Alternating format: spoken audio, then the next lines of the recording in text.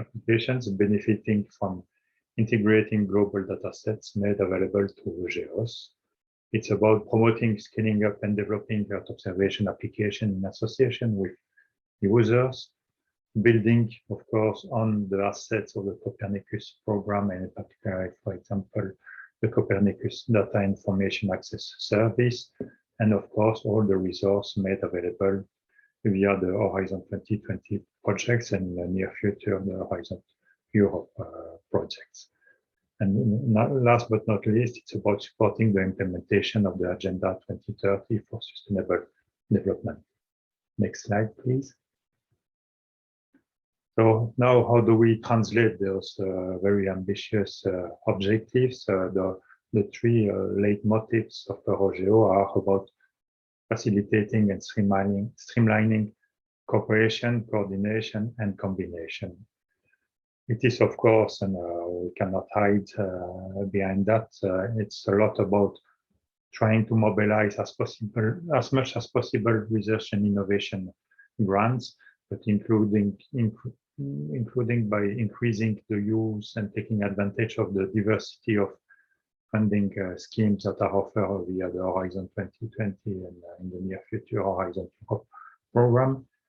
It is as well on a voluntary basis, like we do usually in GEO, mobilizing stakeholders through the action groups to develop pre-operational service.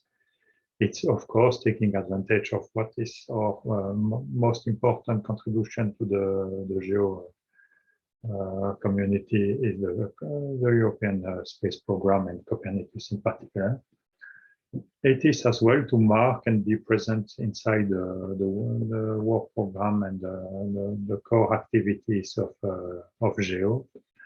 And more, we are interested in liaising with the other regional GEOs, leveraging by such the work of the regional engagement teams that have just started to discuss on the future of the regional GEO. Next slide, please.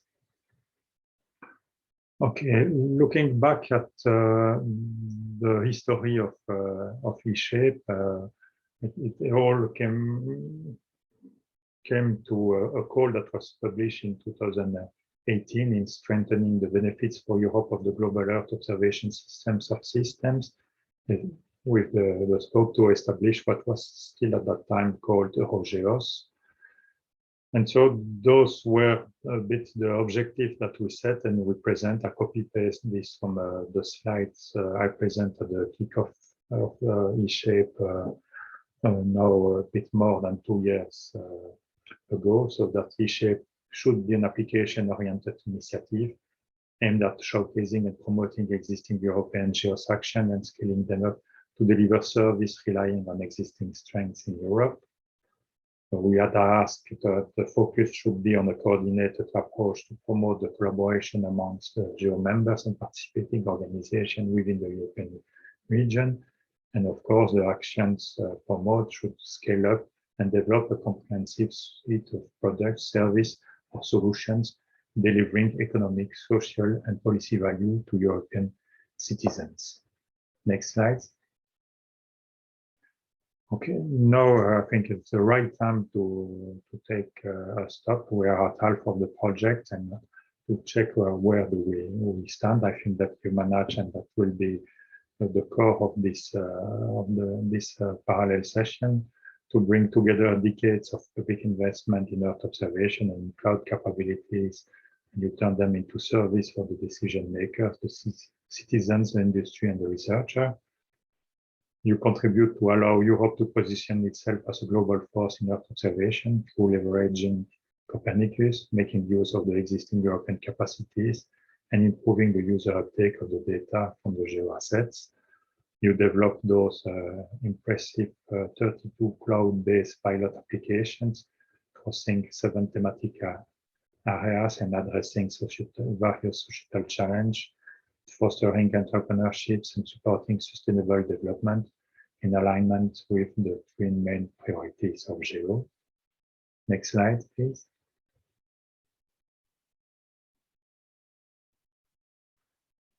Now, looking at on our side, what do we want to do and what are the next milestones for the EuroGEO initiative? We will start soon preparing the next work program to be included in the GEO work program to cover the years 2023 and 2025.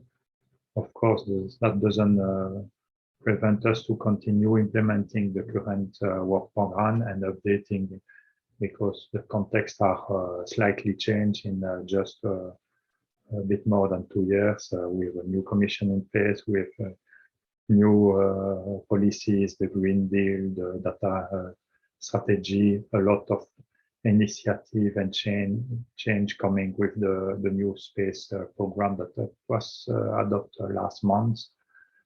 What do we foresee to do in the coming years is still reinforce the contribution to EuroGEO and GEO in the next European Horizon Europe calls. By the way, I take the opportunity to quickly mention, for the ones that are interested, the first work program of Horizon Europe has been approved last week. It covers the year 2021 and 2022.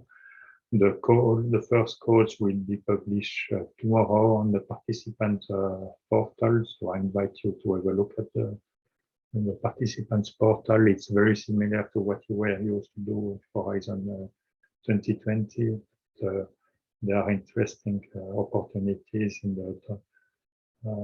the domain of environmental observation, and we try to mobilize quite a substantial amount of money to support the Earth observation community. So we want as well to take advantage of the preparatory work of eShapes on the future of EuroGEO. eShape released just 6 weeks ago a deliverable where they proceed with a SWOT analysis of the EuroGEO initiative, and now what we have to go to look at is analyzing in depth the different options that are proposed for the future and for the sustainability of EuroGEO. We will still continue to push to translate the outcomes of research into operations, and that's certainly eShape, but other projects under Horizon 2020 will certainly help and contribute in turning those pilots, those showcase into operational Earth observation service. And something that I'm very keen as well to look at is how maybe EuroGEO could become a regional node of the GEOS infrastructure. And I think this is next slide. This was my last slide. Thank you very much for your attention, and back to you, Thierry. Thanks a lot, Jean. Any burning question from the attendees?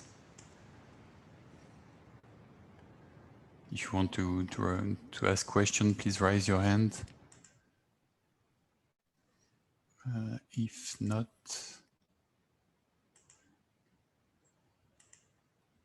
okay, I will start sharing my screen with the next. Sorry, Thierry, I've shared mine. Is it? Yeah, I have to first start mine, but never mind. If you can stop sharing, I will take. Okay. Can I share mine? Or? I will present first, and then it's your Raphael. Oh, sorry, sorry. I'm sharing first my screen and making a first presentation. So can you see my screen? I think yes, it's okay. So eShape means EuroGEO showcase application powered by Europe, and that we want to strengthen this presentation is really the contribution to EuroGEO. So I'm Thierry Ranchin, I'm from Mines Paris Tech, PSL University, and I'm the scientific coordinator of eShape. So eShape, the idea of eShape is really to develop operational services with and for the users, and to create really an environment where the strengths of Europe can be exploited to address all the societal benefit areas, the entrepreneurship, activity and supporting sustainable development. So what we have in mind when we create eShape, it's that eShape is more than a project. It's really a contribution to EuroGEO, the regional EG initiative, which is also contributing to GEO, the Group on Earth Observation. So through eShape, we are contributing directly to GEO and to the three first priorities, the Sustainable Development Goal, with a series of activity given some support to the Sustainable Development Goal, but also to the Paris Agreement, where we have a specific showcase dedicated to climate, and also to the disaster risk reduction, the Sendai framework, where we have also a specific activity.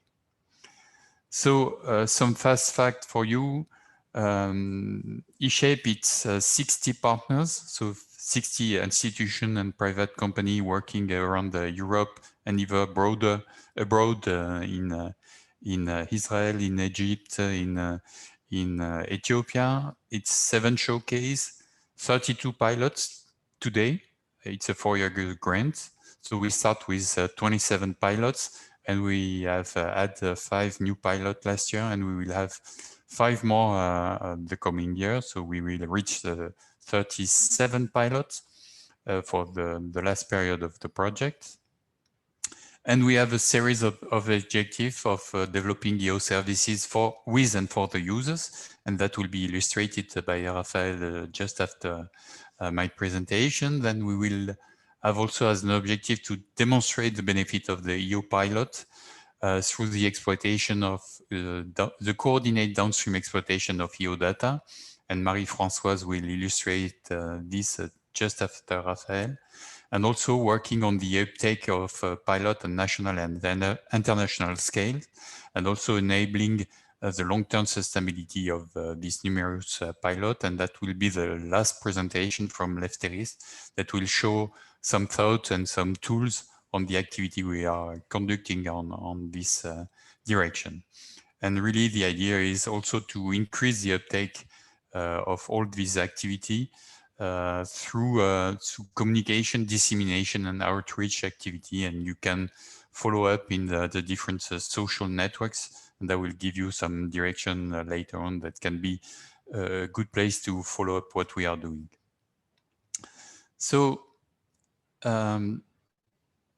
yes, so that's you have in this table the different objectives that we talk about, and also the objective of EuroGEO, and you can see that there is a combination of activities that are fulfilling the objective of EuroGEO in eShape, and we try really to push the more we can the activity of eShape through EuroGEO, and contributing in exploiting the synergy of the different platforms, in strengthening the European geodata access and coordination, in leveraging and scaling up all our application, and really on securing an optimum user uptake, engagement, and sustainability, and of course on the promotion and branding of EuroGEO. And this session is a kind example of what we try to do in promoting.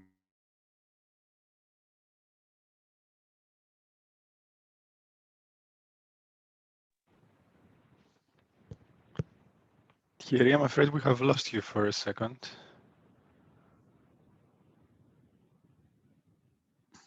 Let's see, hopefully we'll get you back.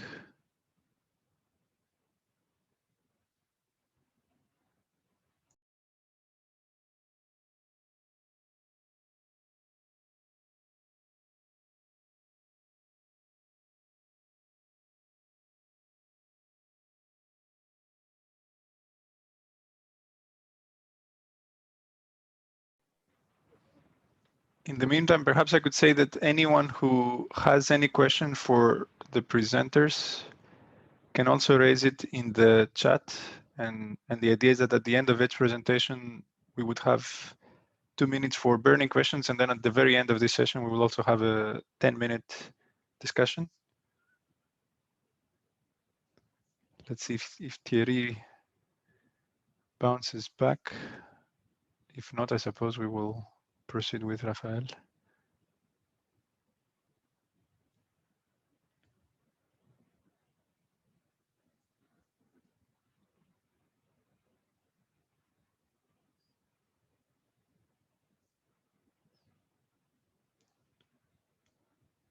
So let's give it another 30 seconds. Everyone can take a breath for what's coming up.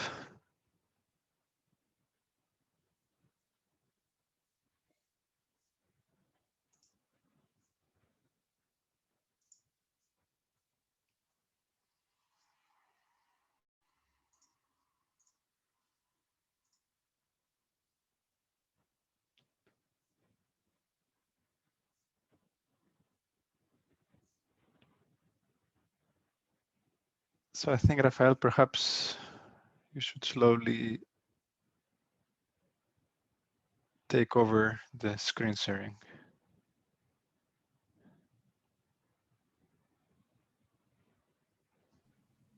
Yeah, if you wish. Just to maintain the flow and Yeah. but perhaps some final key points that Thierry wanted to make, we can bring them up during the discussion afterwards. Okay. So the floor is yours.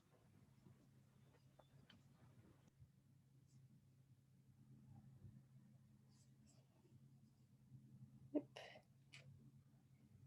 Yeah, I guess you can see it. So good afternoon, everyone. So I'm Raphaël Barbier, working at MinParisTech PSZ University. So I'm representing here the work package 2 that is involved in building a co-design approach for the eShape project, supporting the different pilots in developing EO-based services. And so as a research lab, our approach was actually not to reuse off-the-shelf methods, but really trying to understand the specificities of the Earth observation context and build and experiment an approach that is adapted to these specificities, especially based on our expertise in design theory.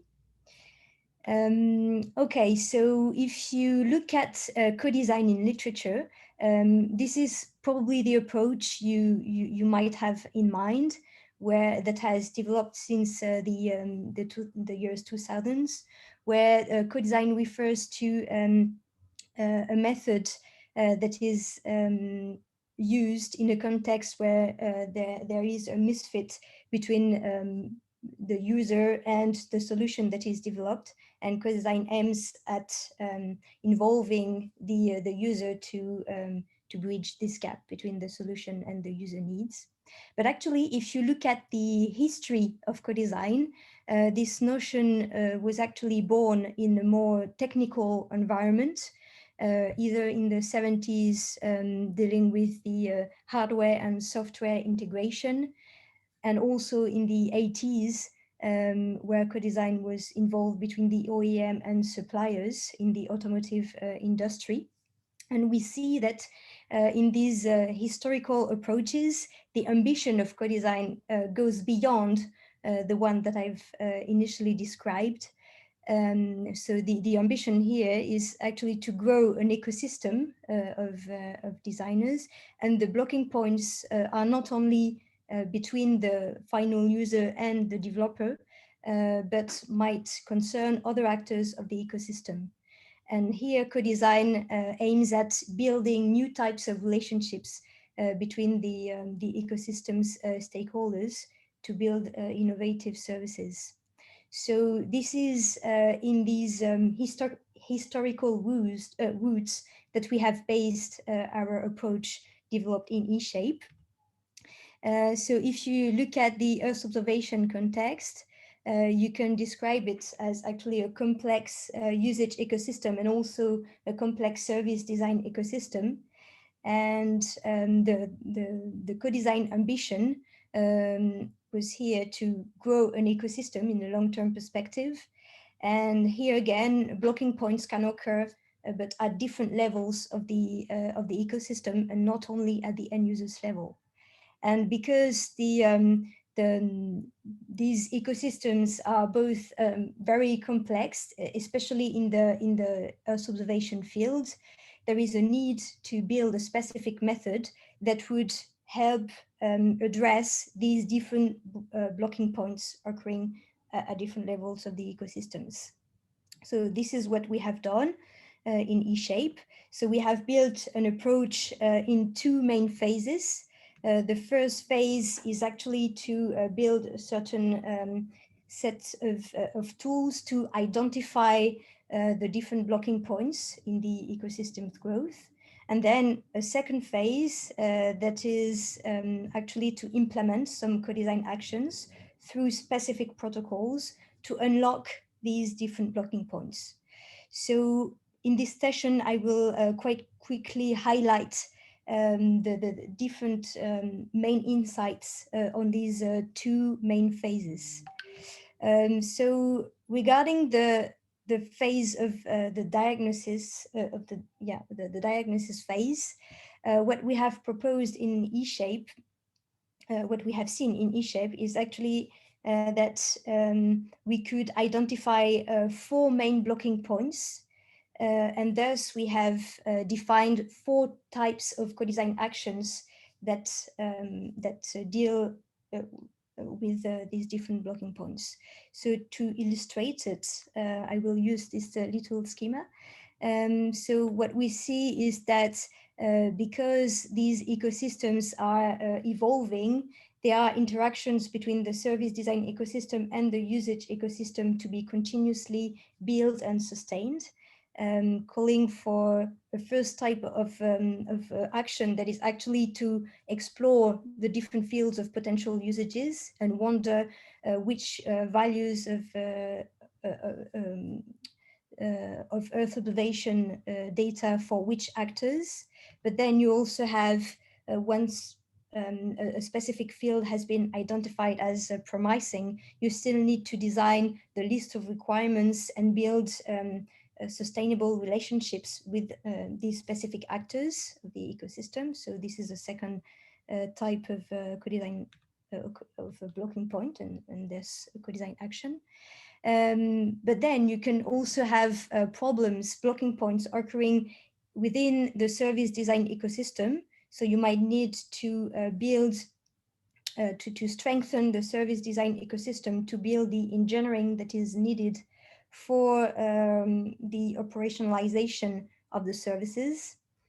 And finally, you might also have already identified some and built some usages based on Earth observation, but you might also want to expand these usages and support future dynamics of the ecosystems.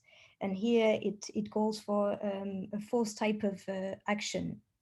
And what is interesting to highlight here is the difference with the usual approaches that we might have in mind that are open data and co-design. So regarding open data, we could represent it as follows. So in open data approach, there is in a way the service design ecosystem that is already built and that makes available some data. And then there would be a kind of a usage ecosystem that is also already quite robust and constituted, that would be able to grasp this open data and adapt it to its own use. And regarding the usual co-design approach, that would only focus on the link between the user and the service provider. So again, there is a kind of an assumption that both ecosystems are kind of already constituted and static, and both sides have strong competencies. So the service designers know much about the usage context, and on the other side, the users also know about how to use data and etc. So we have seen in eShape that these two approaches were not enough, and that's why we have these 4 types of co-design actions that to go beyond these existing approaches. Very quickly, so we once we have identified these 4 main types of blocking points, we have designed a specific protocol of action to unlock these blocking points. And there are two key highlights on these co-design action protocols. The first one is that each co-design action aims at establishing what we call a resilient fit between stakeholders and not only a quick fit. So what I mean by that is that a quick fit would only focus on finding one type of solution, one type of list of requirements for one user. But we have seen that actually it's much more it's important to build a resilient fit action that actually generate a range of alternatives at different time horizons, etc., because it allows pilots to better adapt to future evolutions of the ecosystems and future surprises. And the second highlight was that to be able to build such a resilient fit between stakeholders, it was also important to focus not only on designing the service during these co-design actions, but also designing the it means that the stakeholders also have to agree on the types of relationships they want to build together during these workshops to make sure that there is a sustainable link that will last sufficiently to develop the services. So here is a little example of what we can expect as an outcome of a co-design action. So here it was in the co-design action type 1. So what you can see is that at the end of the workshop, we were able to identify a certain type of service and relationship to be built between different participants at different time horizons. Okay, so as a conclusion, so we can say that for now we have had some positive results within eShape. Both so the approach has proved to be helpful both regarding the diagnosis phase that actually helps the pilot to build also their roadmap and identify the priorities regarding the different user groups at different time horizons. And also for the co-design actions, where pilots also found it useful to have this kind of approach to generate a range of alternatives rather than just focusing on one type of interaction. And we are currently also working on how such a methodology could be shared beyond eShape for the GEO community as a whole. Thanks very much.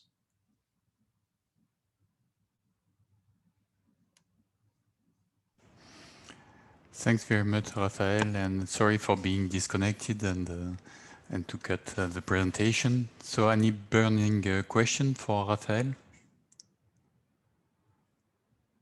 So as Raphael underlined, all the work that we are achieving in eShape has the ambition to be shared with the EuroGEO community at large, and also GEO, of course, and also to strengthen all the activity we have in EuroGEO in GEO. What she presents is one of the examples, and Marie-Françoise will show also after that some element. Just because I was not able to show you the 2 or 3 slides, I will take the floor again.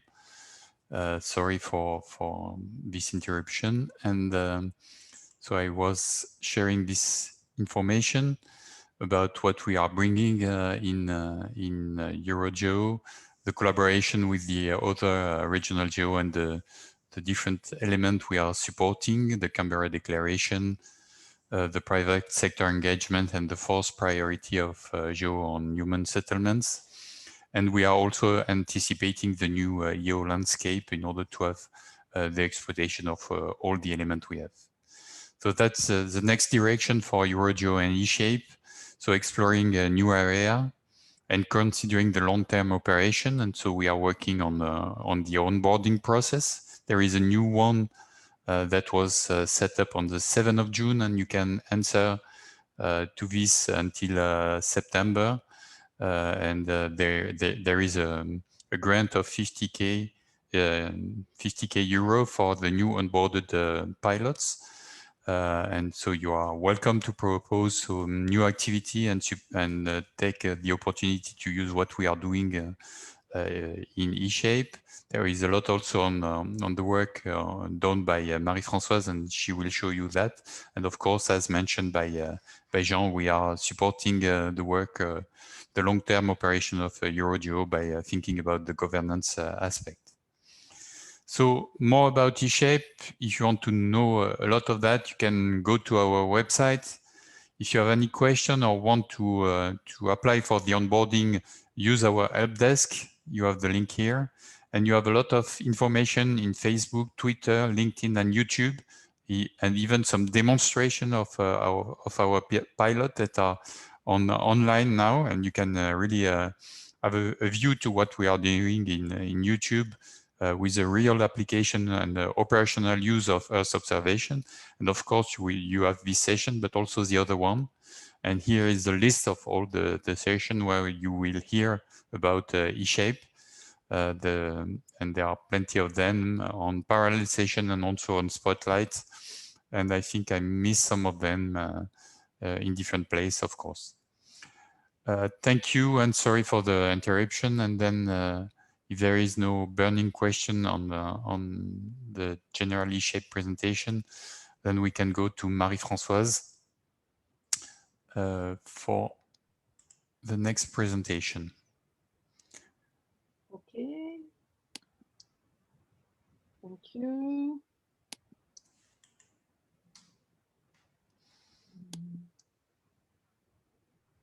Can you see my screen? Yes, up to you, Marie-Françoise. Okay.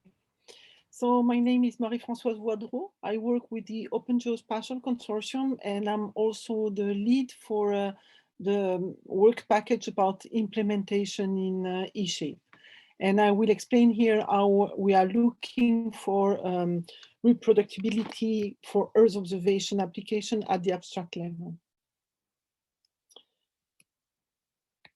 If the slide wants, okay. So as Thierry has said, we have 60 partners, which represents a super panel of what can be the EO community in Europe. And we are developing 32 pilots distributed over 7 showcases, which will provide a lot of return on experience. And we have a clear target because the project is ending in May 2023. How did we work as these 32 pilots have different levels of maturity? They come from different thematics. And so we had to make an initial assessment to understand what they were doing and in which stage of maturity they were, and to really identify what was the status at the beginning of the project and what would be the status at the end of the project. This initial assessment has been very, very rich in information. And one thing we have identified from what the partners have expressed is a list of issues of interest. And if these issues of interest are of interest for 60 partners in Europe, we consider that they're probably the issues of interest for the whole community, meaning that the best practice, which is the strategic deliverable of the implementation work package at the end of the project, will have to address these issues of interest. What we have done also during the initial assessment is define what the work package would do, because eShape has 32 pilots to deliver, but the work packages are building some transversal knowledge. And what we have to do is to support the pilots as much as possible in their challenges, to monitor the progress, to make sure that each of them are going fine and not stuck and so on, and then capture the knowledge for the final best practices. So what we have done is that all the issues I have mentioned before, we have captured them into a conceptual workflow with a logic approach, taking the 3 canonical scenarios. So the user request a service or look for data, and then we go on the search machines and on the databases and on the applications, and we use all the resources which are available in Europe, platforms, data sources, and then we provide the feedback, and then the user get the feedback. Of course, you cannot read this schema, but the thing is that we have organized all the issues into some logical workflow. And I just make here a zoom to show some example of the issues for the partners. And this is about the question they can have about the platforms. So they wanted to have some better knowledge of the offerings, which are the tools which are provided, the services, what do they do for authentication, the processing policies, and so on. So this is an example of the issues and how we have organized these issues in a logical way. So something else we have identified from the initial assessment is that there was a need for a capacity building on several topics. And one of them was about the data management principles, because all the partners knew what it was about, but they did not know them really in detail. And sometimes they were mixing a little bit the geo management principle and the FAIR principle. The geo management principle come for the geo community, and the FAIR principle are broader. And they're just a little bit the same thing, but not exactly in the same way. So we have done a webinar, and we're building on that. We have also built a tool, and this will be presented on Wednesday in a lightning talk at 6 p.m. And you have here the name of the session. And we hope that this tool will be also used and adopted by the geo community. Then we have also developed a webinar, for instance, on the standards compliance and the tools which exist to test this compliance. And you have here the link on the webinar. And we have identified that there was a need to know better about the platform. So what we have done is that we have identified which are the more than 50 platforms or systems used by the partners. And we have made that catalog. And from this catalog, we are making an ID for each of the platform. And here you have an example of one ID for GEOs. So you can see at the beginning, it was very confusing from the answers, mixing a lot of different type of platforms in the same way. And here we try to make a very clear ID with standard metadata about the platforms. And this work is going on and maturing progressively. So from the initial assessment, as I said before, we have identified the issues of interest, and we have begun to develop some first support activities. What we have done then is that we have kicked off the sprint one, and the sprint one was the opportunity to develop a methodology to progress on the implementation, not only of the pilots, but also all the transversal activities, and also to align all the partners, because 60 partners is a lot of people. And so we had to align on which type of reporting we wanted to identify the lessons learned and be able to make a synthesis out of that, because one interest of eShape is to have to really, I would say, terrain experience we want to get from the partners. And so this was the activity during sprint one, and we are still working on the lessons learned, because also it was very rich in lessons learned. What we have done with the first workflow is that we have organized the work during the sprint one in challenges, and we have mapped the challenges, so the activity of each of the pilots, with this conceptual workflow, meaning that we have identified for each of the pilots which were the topics on which they were going to work or where they could get experience. So the interest of that is that we are looking for innovation out of cross-domain best practices. We are really trying to develop the collaboration. Each domain has different level of maturity, different type of challenges, and what is a challenge for someone might be solved already by another one. And so we are looking for innovation out of these cross-domain best practices. And by the way, it is important to find a conceptual workflow which is very high level, because climate change requires interoperability between all these domains. So in fact, we have mapped this conceptual workflow over the template of what would be the future best practices. As I said, we have identified what each of the pilots was going to work on. And these are just some examples to say that maybe this pilot, which is about agriculture, will contribute to this chapter. And this one, which is about disaster, will contribute on this chapter on data access. And all these pilots have bring feedback on the DS analysis and on the adoption of the cloud by the EO developers. And we are working on this topic because we think that it's very interesting in learnings, and it might help to unlock some issues to adopt faster the cloud. We are also working on best practices to publish the results, and we have begun some work on the in situ challenges that look to be of interest for the whole community. So you see, we try to capture the lessons learned from all the different pilots through the different chapters of what would be the best practices. In the sprint 2, because we are here, we have finished the sprint 1, and we are trying to transform the lessons learned into knowledge.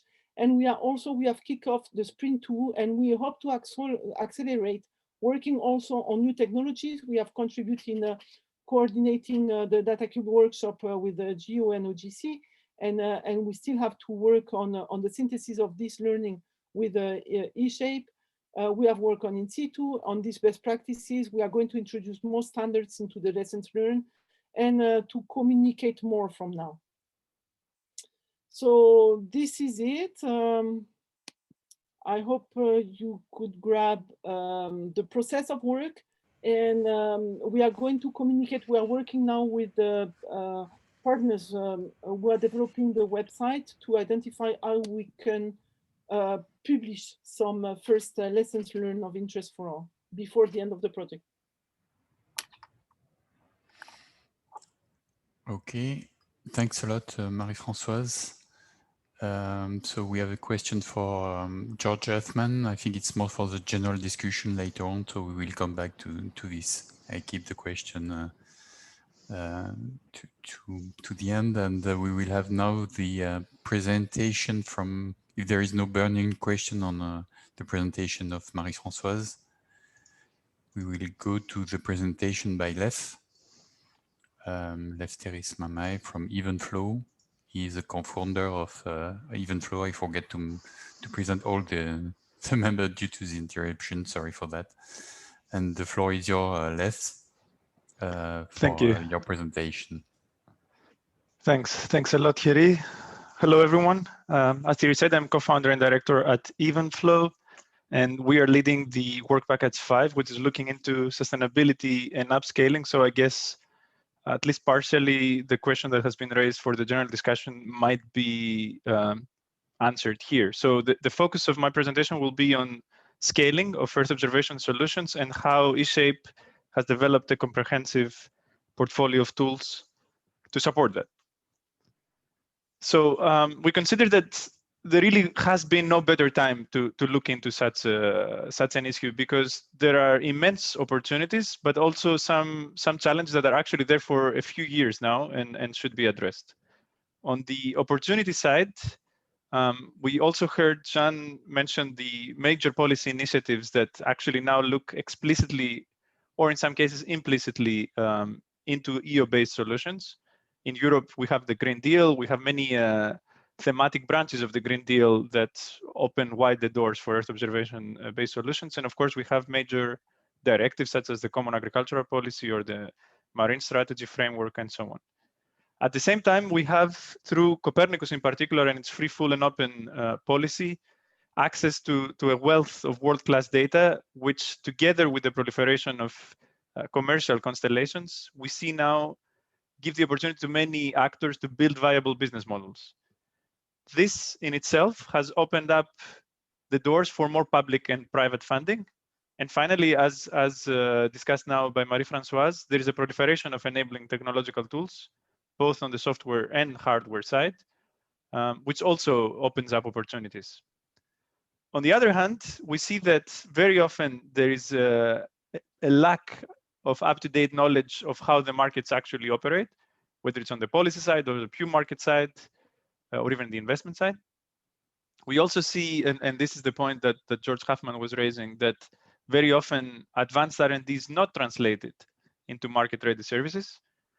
And in the same vein, we see that R&D and seed funding basically does not then progress into a scaling phase for those that receive it.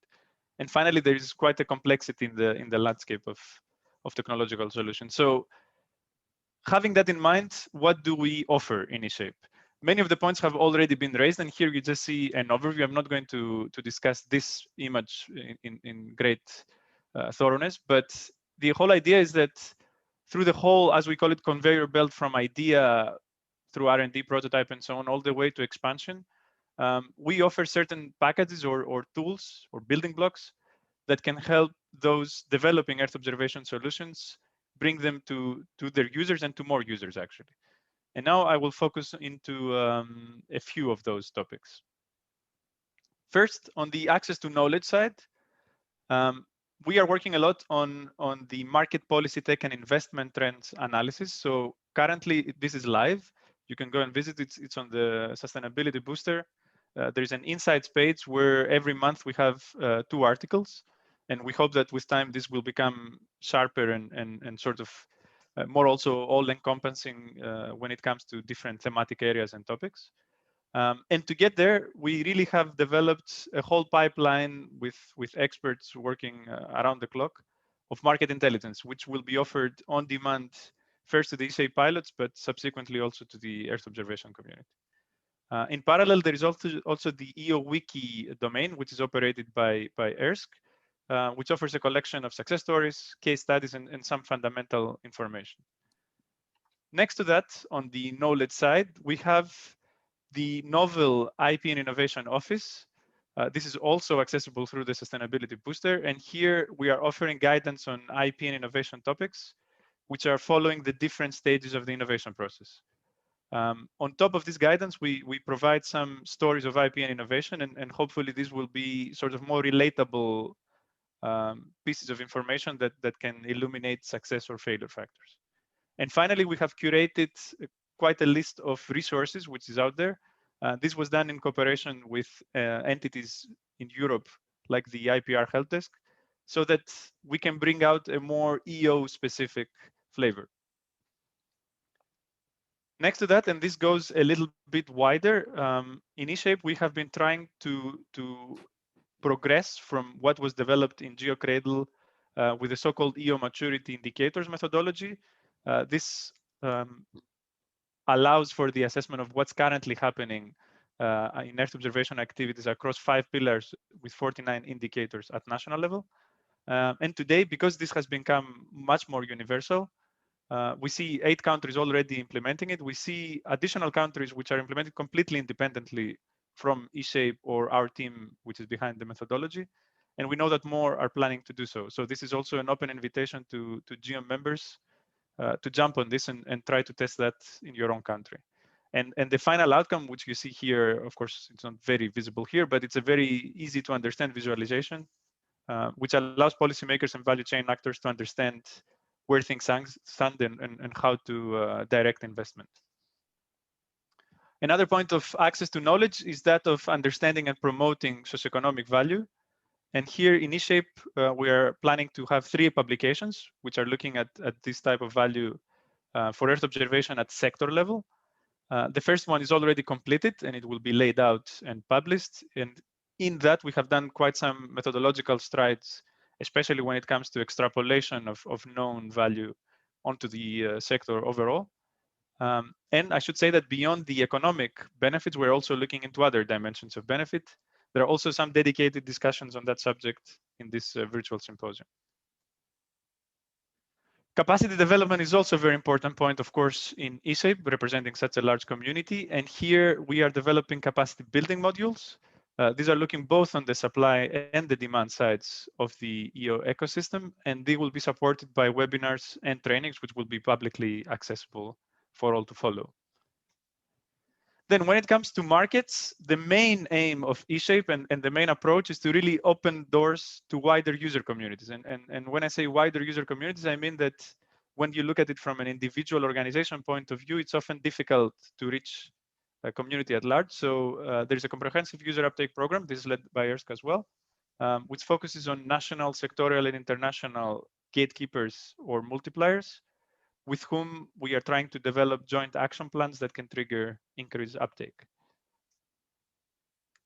Another point of access to markets is business planning and market penetration support. And here our team is of experienced experts actually and consultants is helping the pilots in eShape develop business plans or sustainability strategies. We have dedicated tools for that. And we will also provide on-demand support again, with priority to eShape pilots on market penetration strategies. The final part of access to markets has to do with what we call a window to the market. And this is offered by EOMO. It's a service developed and operated by ERSC. It's a marketplace, effectively, which looks into advanced users of EO solutions and helps also EO providers expose their offering to more users, to more potential users. The final point is around access to capital. I will not talk about access to technology because this was covered mostly by Marie-Françoise's point. So here we're trying to help EO actors navigate the funding landscape, which is quite complex and fragmented. And we have built, and it's already operational and accessible, the Investment and Funding Landscape Navigator.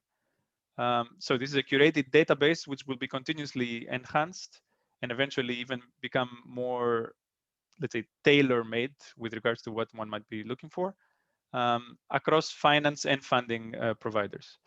And this will be complemented by an investment readiness program, which will be offered to the eSafe pilots. Tools, training, and on-demand coaching will be included there. Some of it will actually be publicly available as well. This has already been touched upon by Thierry. So it's the onboarding process. It's open, 50K plus access to the eSafe support tools for a total of 10 new pilots. 5 are already onboarded, so another 5 can be onboarded. So again, you're all invited to apply.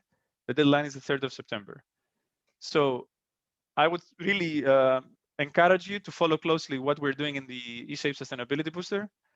Also, of course, what's happening with the onboarding call. And if you need any further information, feel free to write to me or to booster@eSafe.eu. Thank you very much.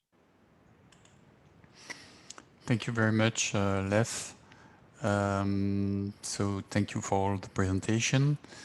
We are a bit late, but we can take some time for some question. George Huffman put one. I think it's you tried to give some feedback in your presentation, Lev. Unfortunately, I have to left. So do you want to comment on his general question about sure, maybe just the long-term sustainability? Quick comment. So this has been from the very beginning of eShape, from the design of eShape, at the heart of what we are trying to look at and to support. So I mentioned a couple of times the eShape Sustainability Booster, and in many ways this is, if you wish, the novel approach that eShape takes, that beyond the classic sort of exploitation support that we see in Horizon projects, we try to have a facility that will be there and hopefully become sustainable itself to provide this type of support. And in eShape, we're trying to really look at it from all possible dimensions that are involved in that, work through the sprints. Now in sprint 2, this will be particularly pertinent with the different pilots to understand shortcomings, blockages, even sort of cultural, if you wish, issues, so that we can help them progress. So this is a very important point in eShape. Thank you very much for this answer. Any question from the attendees?